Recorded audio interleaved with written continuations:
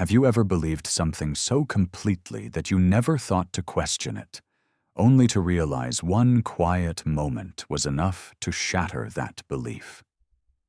Have you ever watched the world move in one direction, only to notice a growing crowd walking calmly the other way?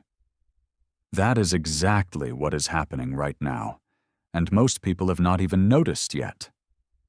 Across different continents, from cities marked by wealth to regions scarred by war, long lines are forming outside embassies. People stand for hours under the sun, holding folders close to their chests, some whispering prayers, others simply staring ahead. At first glance, it looks familiar, almost routine. But then you hear where they are applying to go. Not the United States, not Europe.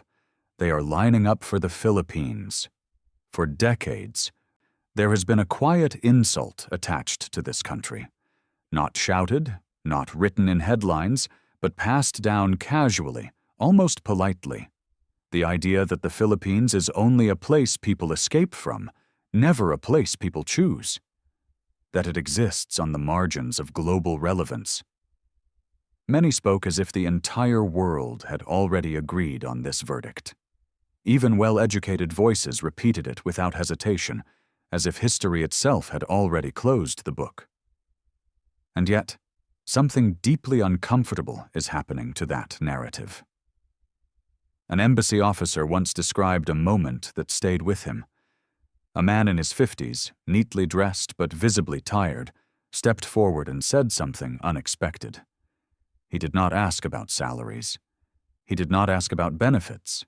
He simply said, "I want to live somewhere my life still has a meaning." The room fell silent. That sentence did not sound like ambition. It sounded like survival mixed with dignity. This story follows one man like him. We will call him Daniel. Daniel was not poor. He was not reckless. He did everything the world told him to do. He studied hard, worked faithfully, paid his dues, trusted systems that promised stability. For most of his life, he believed he lived in the right place, at the center of progress. But slowly, that confidence eroded.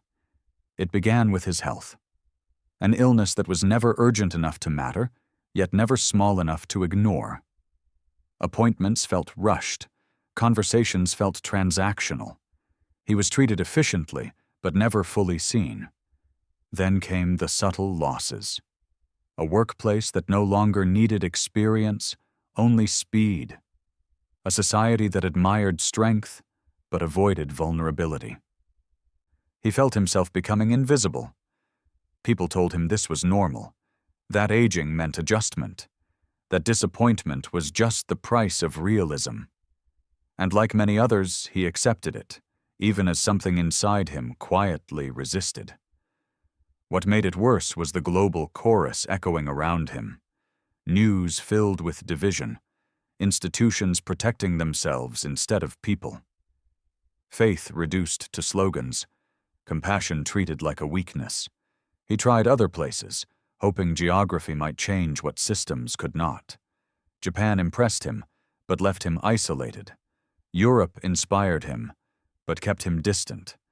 Everywhere felt orderly, but cold. The Philippines was never part of the plan. In fact, the only reason it entered his awareness was through a small, almost forgettable encounter. A Filipino nurse during a short hospital stay abroad. She spoke gently. She listened without interrupting. Before leaving, she placed her hand briefly on his arm and said, "You matter."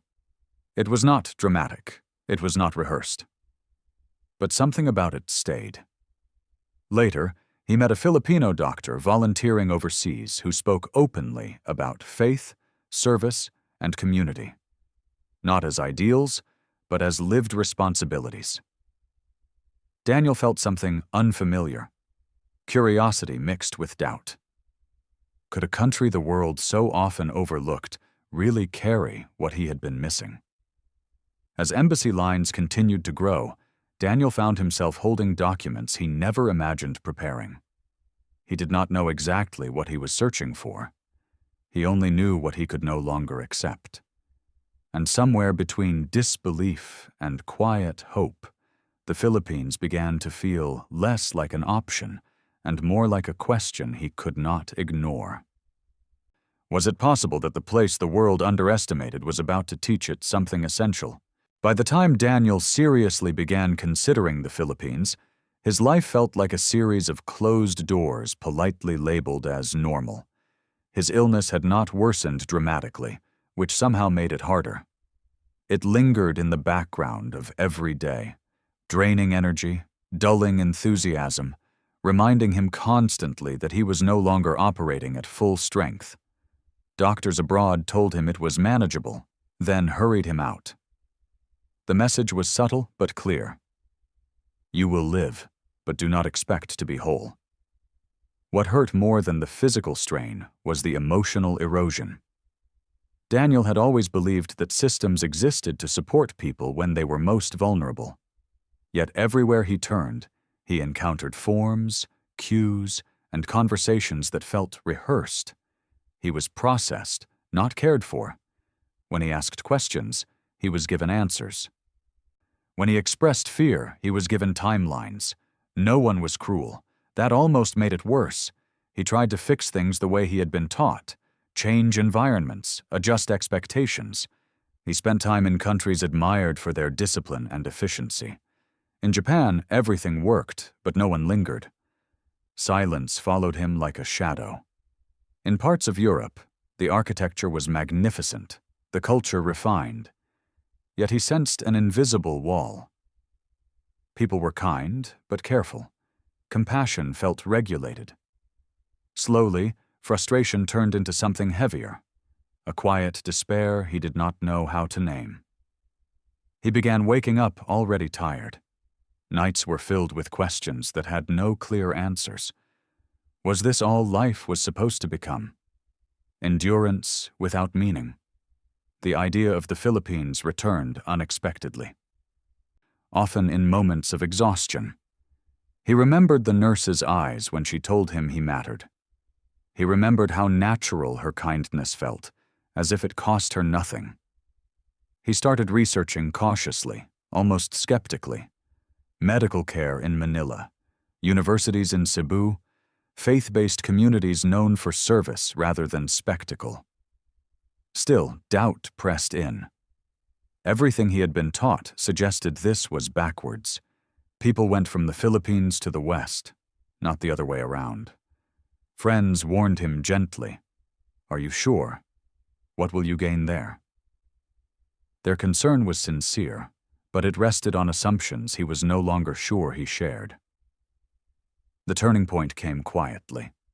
Daniel connected online with a small Catholic community in Manila while searching for information about treatment options. The conversation did not begin with qualifications or costs. It began with a question. How are you really doing? No one had asked him that in a long time. They prayed for him. Not dramatically, not loudly, simply and sincerely. He felt embarrassed by how much it affected him. After the call ended, he sat in silence, realizing that for the first time in years he felt lighter. Still, the practical concerns remained. Money, health, stability. He explored options in the United States again, hoping something might have changed. It had not. Appointments were delayed, costs increased. He felt like he was running out of time, not in years, but in spirit. When he finally booked his flight, it was not out of confidence, it was out of honesty. He admitted to himself that everything else had failed to restore what he had lost. He did not tell many people. He packed lightly, as if leaving room for uncertainty. As the plane descended toward Manila, Daniel felt a strange mix of fear and calm. He was not chasing opportunity. He was seeking refuge from a world that had forgotten how to slow down for suffering. He did not know if the Philippines would truly be the answer. He only knew that something there had already reached him before he ever arrived. And as he stepped into the warm air, surrounded by unfamiliar sounds and faces, A single thought surfaced with unexpected clarity. Maybe hope does not always appear where the world says it should. Daniel did not arrive in the Philippines with relief. He arrived with caution, the kind that settles deep in the chest after too many disappointments. As the airplane doors opened and warm air rushed in, it carried unfamiliar sounds and scents, nothing polished, nothing rehearsed. For a brief moment he wondered if he had made a mistake. Then something unexpected happened. Someone smiled at him.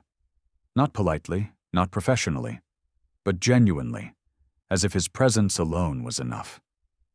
The drive through Manila overwhelmed him at first. Traffic flowed without apology. Street vendors moved with practiced grace. Churches stood quietly between concrete buildings, their doors open in the middle of an ordinary afternoon. It felt chaotic, yet strangely alive. Not efficient, but attentive. Daniel noticed people looking at one another. Not through one another. That alone unsettled him. His first visit was to a hospital he had researched obsessively from afar. He expected modest facilities and lowered expectations. Instead, he encountered doctors who sat down when they spoke to him, nurses who remembered details from conversations the day before. A young nurse adjusted his blanket and asked about his family, not as a routine question, but as if the answer mattered. He realized how rarely anyone had asked him that in years. Treatment did not feel rushed. Explanations were careful. There was an unspoken understanding that healing involved more than charts and prescriptions. One afternoon, while waiting for a procedure, a nurse quietly asked if he wanted someone to pray with him. Daniel hesitated. He had not prayed in a long time. But he nodded. The prayer was simple, almost conversational. When it ended, he noticed his hands were no longer shaking. Outside the hospital, life continued with a rhythm that surprised him. Students laughed as they walked past street stalls. Elderly couples sat close together in the shade. In Cebu, where he later spent time, he visited a university campus out of curiosity. The lecture hall was not grand, but the atmosphere was intense with purpose. Students listened as if knowledge was a gift, not a transaction. Their respect was palpable, not forced. What struck Daniel most was how people responded to struggle. In places he had lived before, suffering was something to be hidden or managed quietly. Here, it was shared. When he mentioned his illness to a neighbor, the response was not discomfort. It was concern. Food appeared at his door. Messages followed. Someone checked on him, not once, but repeatedly. Slowly, his inner posture began to change. The skepticism that had protected him for years started to loosen. He caught himself trusting small gestures, accepting invitations, staying longer in conversations. For the first time in a long while, he felt seen without having to explain himself. There were moments that stayed with him. A nurse who worked double shifts, yet laughed easily. A student who spoke about serving others as a duty, not a sacrifice. A quiet chapel where people knelt, not because life was easy, but because it was hard. Daniel realized that faith here was not abstract. It was practiced daily, often silently. One evening, as he walked back to his temporary apartment, he noticed children playing in the street, their laughter echoing against the walls. Their joy felt defiant, almost rebellious against hardship. It stirred something deep inside him. He had been searching for solutions in advanced systems and powerful institutions. What he was finding instead was humanity, unfiltered.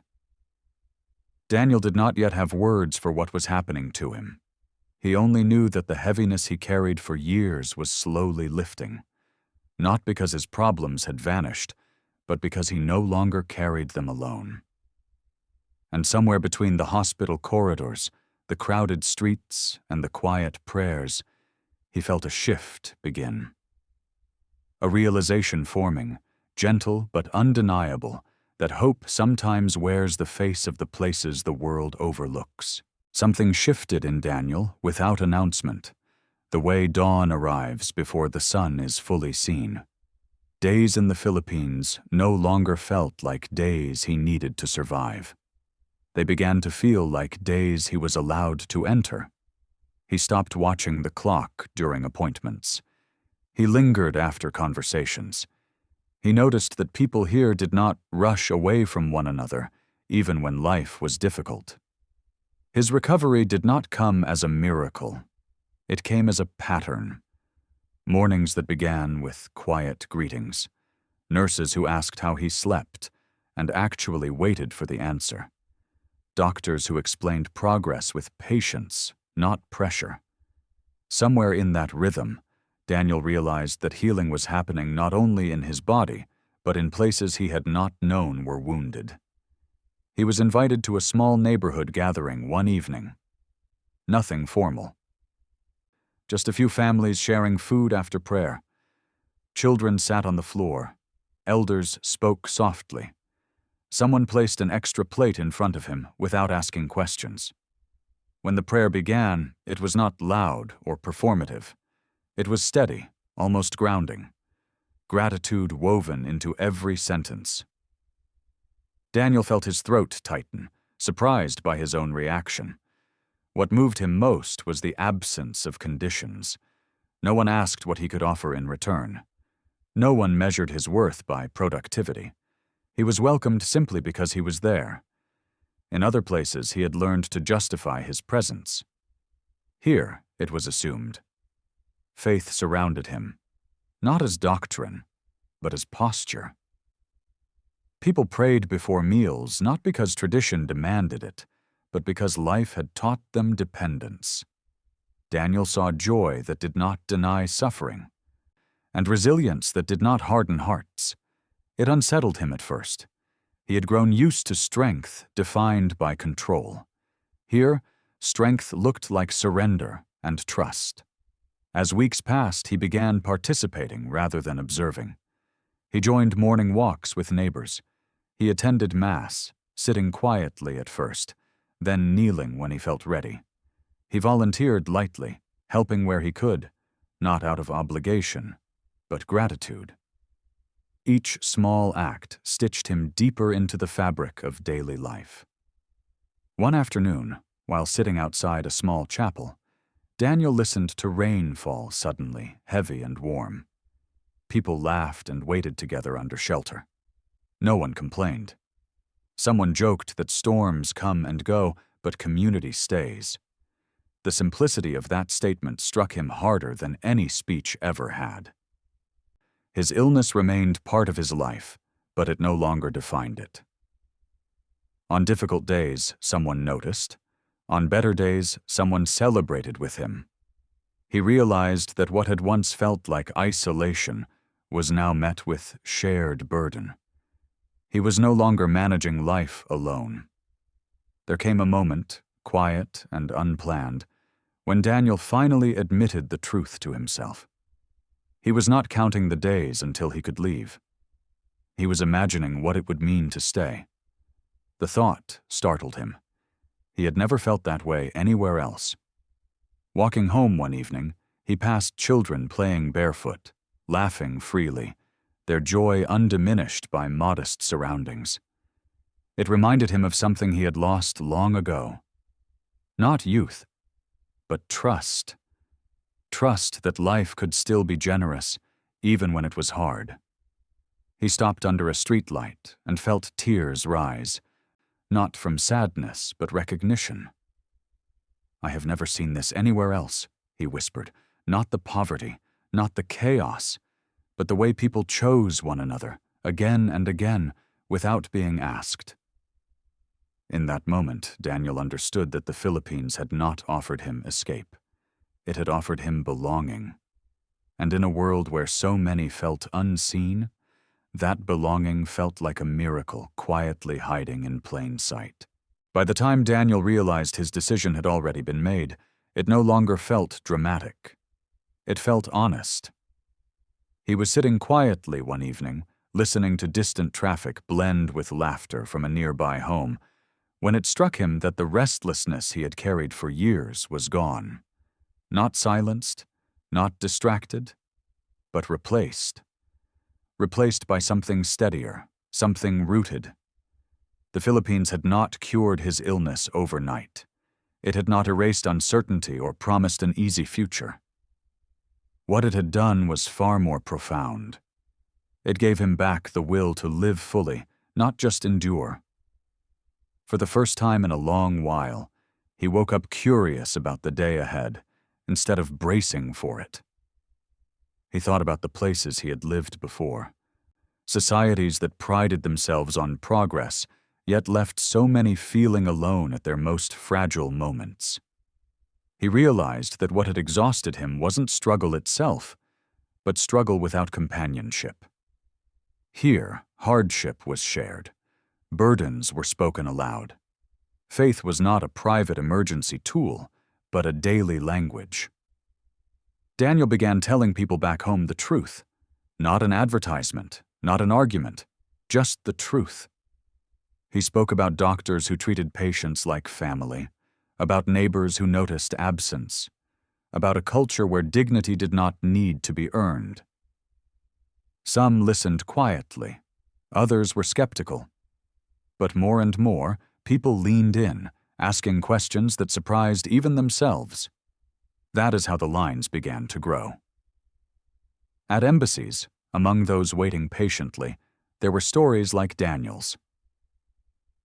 An academic who came to teach and rediscovered purpose, a patient who arrived seeking care and found community, a professional burned out by ambition who found peace in service. Different backgrounds, different reasons, but a shared realization. The Philippines did not just offer opportunity, it offered humanity. In a world increasingly defined by conflict and speed, this mattered. News headlines spoke of division, of systems collapsing under their own weight. Yet here was a country long underestimated, quietly practicing what others preached. Compassion without conditions, faith without performance, strength shaped by resilience rather than dominance. Daniel often thought about that first question he was asked by the community he met online. How are you really doing? It seemed so simple, yet it contained everything. Attention, care, presence. Those words became a mirror, reflecting back what many around the world were missing. He chose to stay, not because he had nowhere else to go, but because he finally found somewhere that felt like home. He began contributing in small ways, teaching, mentoring, listening. His illness became part of his story, not its conclusion. His life, once narrowed by disappointment, expanded again. This is not just Daniel's story. It is a reminder that nations are not defined only by GDP or military power, but by how they treat the vulnerable, the tired, the forgotten. It is a quiet challenge to a world that has confused advancement with coldness. And it is an invitation to see the Philippines not as the world once described it, but as it truly is. A place where faith is lived, not marketed, where kindness is reflexive, where resilience is joyful, not bitter, where people still believe that caring for one another is not naive, but necessary. As the sun sets over crowded streets and quiet provinces alike, life continues here with humility and hope. And for those standing in embassy lines, clutching their documents, whispering prayers, the reason is no longer shocking once you understand it. They are not running away from something. They are running toward a place that reminded them who they are,